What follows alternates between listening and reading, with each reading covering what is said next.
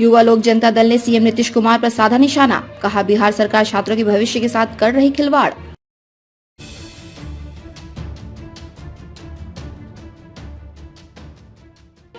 युवा लोक जनता दल द्वारा युवा चेतना परिचर्चा कार्यक्रम का आयोजन किया गया, जिसमें बतौर मुख्य अतिथि युवा लोक जनता दल के प्रदेश अध्यक्ष हिमांशु पटेल शामिल हुए। कार्यक्रम का शुभारंभ आगत अतिथियों द्वारा दीप प्रज्वलित कर किया गया। वहीं अतिथियों को पुष्प गुच्छ देकर सम्मानित किया गया।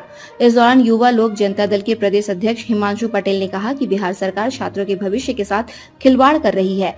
यह सरकार छात्र विरोधी है। यही वजह है कि बड़ी संख्या में छात्र बेरोजगार हो रहे हैं। छात्र और मजदूर दूसरे राज्यों में पलायन करने को मजबूर है। नीतीश कुमार जिस पार्टी को जंगल राज की पार्टी कहते थे, आज कुर्सी के लिए उसी पार्टी की गोद पे जाकर बैठ गए हैं। उन्हें छात्रों के भविष्य के साथ कोई लेना देना नहीं है।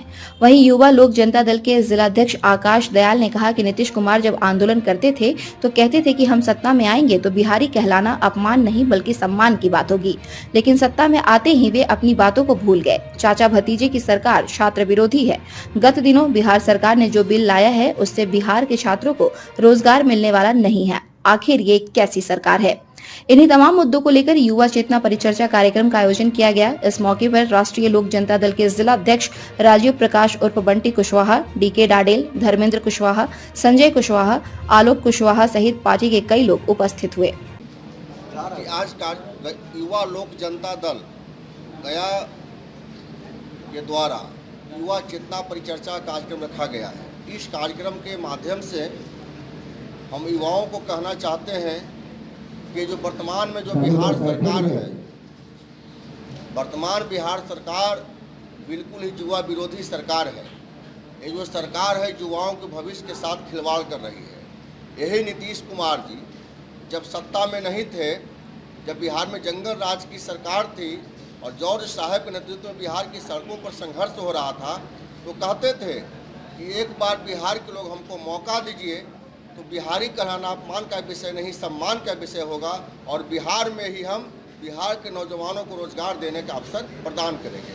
आज 17 साल से बिहार के मुख्यमंत्री हैं, इनके पास कोई विजन नहीं रहने के कारण, कोई नीति नहीं रहने के कारण आज कोई भी बड़ी कंपनियां बिहार में निवेश नहीं किया है। इनको बताना चाहिए 17 वर्षों के शासनकाल में क्या 17 कंपनी भी बिहार आई है निवेश करने? क्यों नहीं आई है? इसका दोषी कौन है? यहाँ की राज्य सरकार है। इनका गलत नीति के कारण ही आज जो है बिहार का नौजवान आज भी बड़ी संख्या में बिहार के बाहर जाते हैं। भगवान ने करे कोई घटना हो दुर्घटना हो, लेकिन कहीं घटना दुर्घटना होता है तो सबसे पहले होता है कि इतना बिहारी हताहत। क्यों? इसका दोषी कौन है? राज्य सरकार है, क्योंकि इन्होंने 17 वर्षों के शासनकाल में नौजवानों को रोजगार देने का कोई अवसर प्रदान नहीं किया। अब देखिए सरकारी सेक्टर में, गवर्नमेंट सेक्टर में बिहार में जो कुछ भी नौकरी थी हल्का फल्का बचा हुआ, उसको भी इन्होंने क्या किया? 4 दिन पहले का अध्यादेश लाया कि अब शिक्षक बहाली में अब जो है बिहारी होने का जो अस्थायी जो काम शर्त है उसको वापस लेते हैं। तो मतलब क्या है? शिक्षक आएगा पूरे बिहार से, माने पूरे देश से आए बिहार में, और बिहार पूरे देश को क्या देगा? केवल मजदूर देगा। तो नीतीश कुमार की इस नीति का हम विरोध करते हैं। यही तेजस्वी यादव जब सरकार में नहीं थे तो क्या कहते थे कि जब हम सरकार में आएंगे तो कैबिनेट की पहली बैठक में हम पहली कलम से बिहार के नौजवानों को 10 लाख नौजवानों को रोजगार देंगे।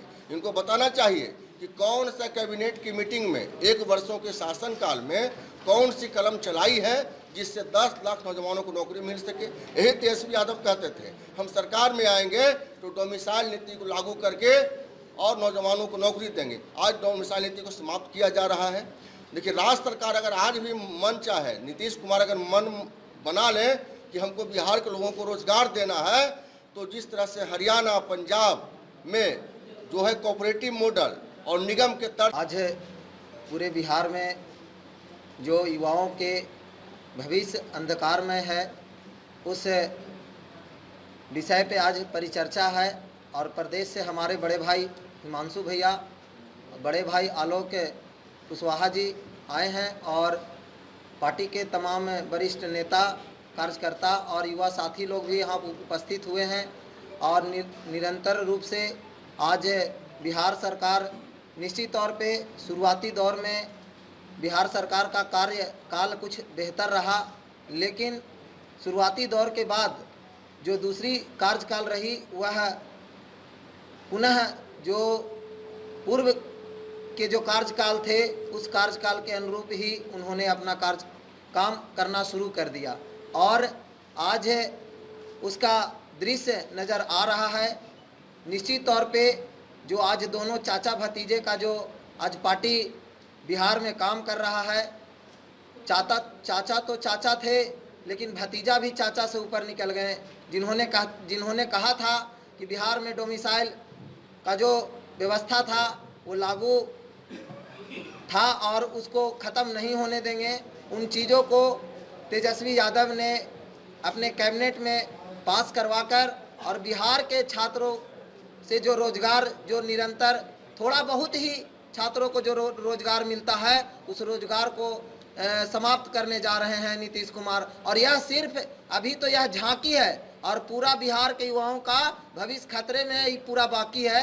यह इसलिए सभी युवा को यह चेतना पड़ेगा और सड़क पर आना पड़ेगा, क्योंकि सरकार बहरी हो चुकी है, अंधी हो चुकी है और गूंगी भी हो चुकी है। वह सत्ता और शासन में इतना मशहूर हो चुका है, इतना अपने आप में रंगीन दुनिया में वह जा चुका है कि युवाओं के भविष्य की चिंता उनको नहीं है। निरंतर यह चीज़ों को समाप्त करने के लिए हम लोग जन आंदोलन करेंगे और इसीलिए आज इस का परिचर्चा रखा गया है कि सभी युवा जागो और देश और बिहार के शासन को बचाने के लिए हम लोग कार्य कर रहे हैं। उसी के लिए यह परिचर्चा रखा गया है। चूँकि आज शिक्षक बहाली में इस तरह का कार्यक्रम है, कल जूनियर इंजीनियर में ऐसा होगा, परसों और तमाम बिहार की जितनी भी वैकेंसियां हैं इन सब में जगह जगह पे डोमिसाइल सिस्टम समाप्त कर दिया जाएगा।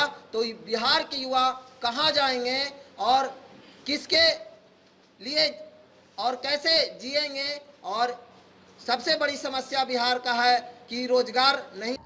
India news viral Bihar Jharkhand के लिए गया से प्रदीप रंजन की रिपोर्ट।